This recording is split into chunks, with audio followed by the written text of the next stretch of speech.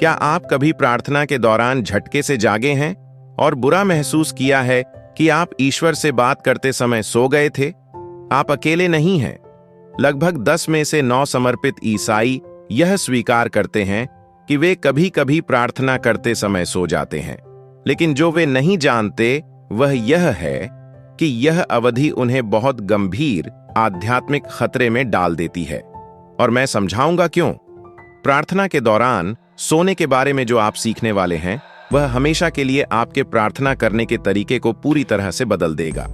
आप जानते हैं, आध्यात्मिक युद्ध का मैदान 24 घंटे सक्रिय रहता है, लेकिन कुछ ऐसे क्षण होते हैं जब आप दुश्मन के हमले के प्रति विशेष रूप से संवेदनशील हो जाते हैं।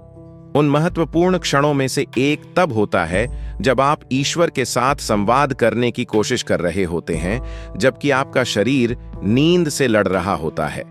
जब आप प्रार्थना के दौरान नींद में डूबने लगते हैं तो आप उसमें प्रवेश करते हैं, जिसे नींद वैज्ञानिक हिप्नोगोजिया कहते हैं, जो जागने और नींद के बीच की धुंधली अवस्था होती है।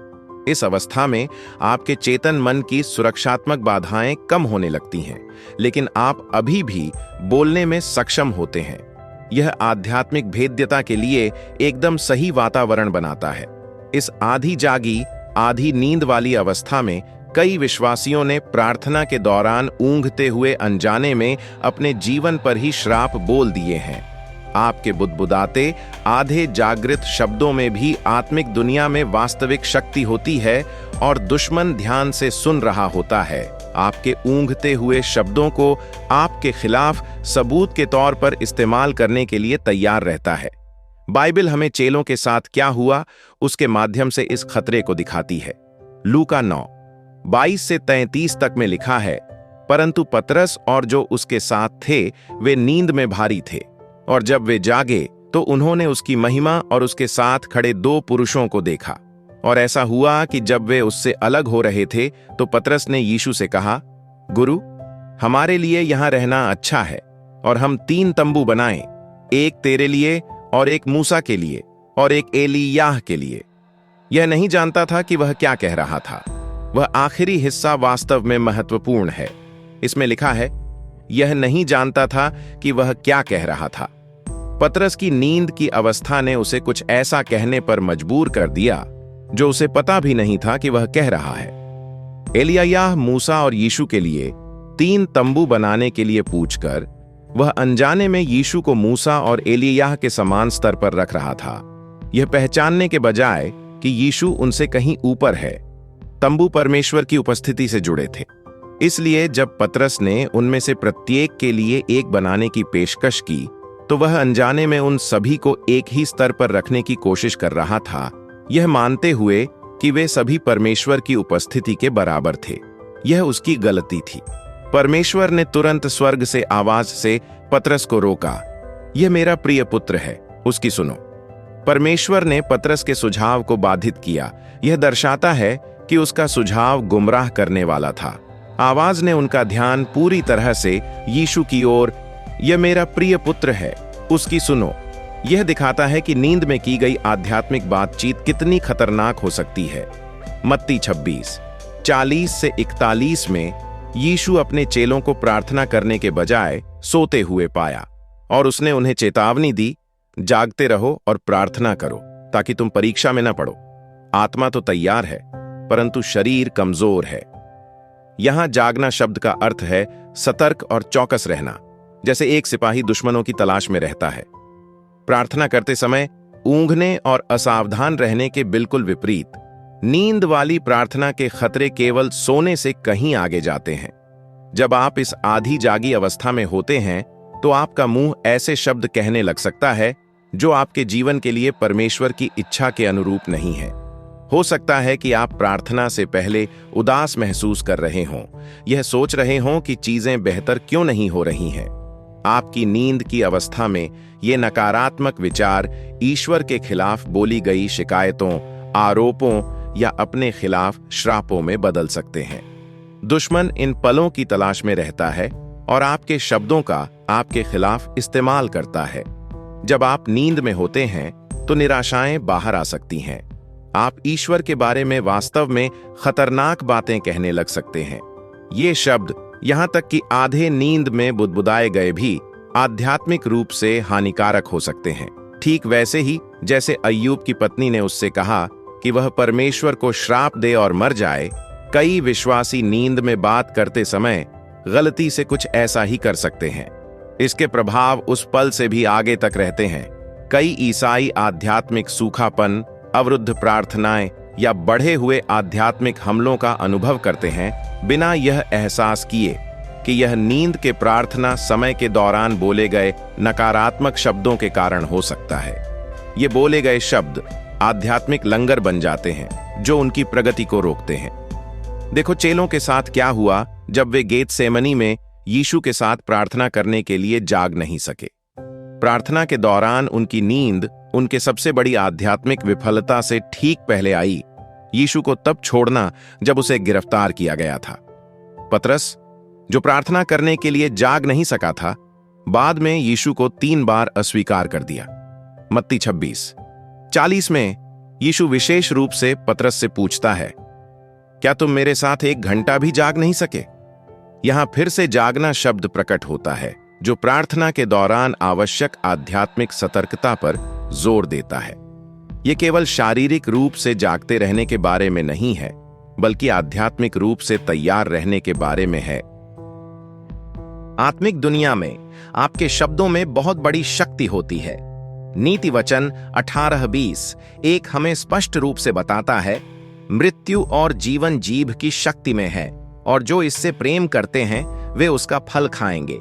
आपकी नींद में की गई बुदबुदाहट केवल अर्थहीन ध्वनियां नहीं है, वे आध्यात्मिक कथन हैं जिनका आपके खिलाफ इस्तेमाल किया जा सकता है। दुश्मन कमजोर क्षणों में बोले गए शब्दों की शक्ति को समझता है। यही कारण है कि प्रार्थना के दौरान नींद में बात करना केवल एक शर्मनाक आदत नहीं है, यह एक आध्यात्मिक खतरा है जिसे बुद्धिमत्ता से संबोधित करने की आवश्यकता है। जब आप प्रार्थना के दौरान ऊँघते हुए महसूस करें तो इसे अपने दृष्टिकोण को बदलने का संकेत मानें। या तो अपनी शारीरिक स्थिति बदलें, थोड़ी देर का ब्रेक लें या प्रार्थना के गहरे हिस्सों को किसी और समय के लिए निर्धारित करें जब आप अधिक सतर्क रहेंगे। यह आपके प्रार्थना जीवन को छोड़ना नहीं है, यह इसकी रक्षा कर रहा है। वास्तव में यदि आप आमतौर पर एक विशिष्ट समय पर सोते हैं तो पहले प्रार्थना करने का प्रयास करें जब आप अभी भी सतर्क हों। तब तक प्रतीक्षा न करें जब तक आप बहुत नींद में न हों, इससे पहले कि आप प्रार्थना करने की कोशिश करें। जब आप सोते और प्रार्थना करते हैं तो आध्यात्मिक रूप से क्या होता है वह यह है कि इफिसियों अध्याय 6 में वर्णित आपका आध्यात्मिक कवच कमजोर हो जाता है। हेलमेट जो आपके मन की रक्षा करता है वह फिसल जाता है, जिससे नकारात्मक विचार अंदर आ सकते हैं। आत्मा की तलवार जो परमेश्वर का वचन है आपके हाथों से गिर जाती है, क्योंकि स्पष्ट शास्त्र गड़गड़ाहट भ्रमित विचारों से बदल दिए जाते हैं। जरा सोचिए, क्या युद्ध के मैदान में एक सिपाही कभी दुश्मनों के पास होने पर झपकी लेगा? बिल्कुल नहीं। फिर भी आध्यात्मिक रूप से कई विश्वासी ठीक यही करते हैं, परमेश्वर से बात करते समय अपनी रक्षा छोड़ देते हैं और खुद को हमले के लिए खुला छोड़ देते हैं।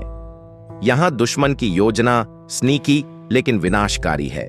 उसे आपको सीधे हमला करने की आवश्यकता नहीं है यदि वह केवल आपके अनजाने में अपने जीवन पर नकारात्मक बातें बोलने का इंतजार कर सकता है। ये नींद वाले शब्द आध्यात्मिक समझौते बन जाते हैं जो आपकी प्रार्थनाओं को अवरुद्ध कर सकते हैं, आपके आशीर्वाद को रोक सकते हैं और अधिक आध्यात्मिक हमलों के लिए रास्ते बना सकते हैं। पहला, प्रार्थना के दौरान नींद आने के चेतावनी संकेतों को पहचानें। यदि आप पाते हैं कि आपका मन भटक रहा है या ध्यान केंद्रित करने में कठिनाई हो रही है, तो कमजोर स्थिति में जारी रखने के बजाय अपनी प्रार्थना को रोकना बेहतर है। जब आप थके हुए होते हैं तो परमेश्वर प्रार्थनाओं से अधिक प्रभावित नहीं होता है। दूसरा, अपनी प्रार्थना का समय बुद्धिमानी से निर्धारित करें। यदि आप जानते हैं कि आप आमतौर पर रात 9 बजे के आसपास नींद में आ जाते हैं, तो गंभीर प्रार्थना का समय पहले निर्धारित करें, जब आप अभी भी सतर्क हों। जैसा कि बाइबल दिखाती है, आपको प्रार्थना करने से पहले नींद आने तक इंतजार करने की आवश्यकता नहीं है। तीसरा, एक ऐसा वातावरण बनाएं जो आपको प्रार्थना के दौरान सतर्क रहने में मदद करे। यदि नींद एक नियमित समस्या है तो बैठने या घुटने टेकने के बजाय खड़े हो जाएं। ताजी हवा के लिए एक खिड़की खोलें या प्रार्थना करने से पहले थोड़ी देर टहल लें। आपकी शारीरिक स्थिति आपकी आध्यात्मिक सतर्कता को जितना कई लोग महसूस करते हैं उससे कहीं अधिक प्रभावित करती है। चौथा, जब संभव हो दूसरों के साथ प्रार्थना करें। यीशु ने अपने चेलों से अकेले नहीं बल्कि एक साथ जागने और प्रार्थना करने को कहा। जब एक व्यक्ति ऊँघने लगता है तो दूसरा उसे जवाबदेह रखने में मदद कर सकता है। यह एक कारण है कि समूह प्रार्थना इतनी शक्तिशाली होती है। यह आपसी आध्यात्मिक सतर्कता पैदा करती है। पांचवां, जाने कि कब आराम करने का समय है। यीशु ने स्वयं आवश्यकता पड़ने पर आराम करने के लिए समय निकाला। जब आपके शरीर को अत्यधिक नींद की आवश्यकता होती है तो खुद को प्रार्थना करने के लिए मजबूर करने के लिए कोई आध्यात्मिक पुरस्कार नहीं है। कभी कभी सबसे आध्यात्मिक चीज जो आप कर सकते हैं वह है उचित आराम करना, ताकि आप बाद में पूरी सतर्कता के साथ प्रार्थना कर सकें। बाइबल हमें शमूएल की कहानी के माध्यम से प्रार्थना में सतर्कता के महत्व का एक शक्तिशाली उदाहरण देती है। पहला शमूएल 3:2-10 में युवा शमूएल लेटा हुआ था जब परमेश्वर ने उसे बुलाया। हालांकि वह पूरी तरह से सो नहीं रहा था, वह आराम कर रहा था और पहले सोचा कि परमेश्वर की आवाज एली की थी। शमूएल को परमेश्वर की आवाज को सही ढंग से पहचानने और प्रतिक्रिया देने से पहले आध्यात्मिक मार्गदर्शन और उचित तैयारी की आवश्यकता थी। शमूएल की तरह हमें तैयार दिलों और सतर्क दिमागों के साथ प्रार्थना करनी चाहिए। आइए याद रखें कि यीशु, हमारा सिद्ध उदाहरण, प्रार्थना के दौरान कभी नहीं सोता था। इसके बजाय वह अक्सर दिन से बहुत पहले उठता था ताकि प्रार्थना कर सके जब उसका मन ताजा और सतर्क था। उसने शारीरिक सतर्कता और प्रार्थना में आध्यात्मिक प्रभावशीलता के बीच संबंध को समझा। अपने प्रार्थना के समय को वह महत्वपूर्ण आध्यात्मिक गतिविधि समझें जो वास्तव में है। जैसे आप नींद में गाड़ी नहीं चलाएंगे, बड़े वित्तीय निर्णय नहीं लेंगे या एक महत्वपूर्ण बातचीत नहीं करेंगे, वैसे ही आपको परमेश्वर से बात करने या आध्यात्मिक लड़ाइयां लड़ने की कोशिश नहीं करनी चाहिए जब आप आधी नींद में हो। आपकी प्रार्थना आपके सर्वोत्तम ध्यान की हकदार है, न कि आपकी ऊंघती हुई बची हुई चीजों की।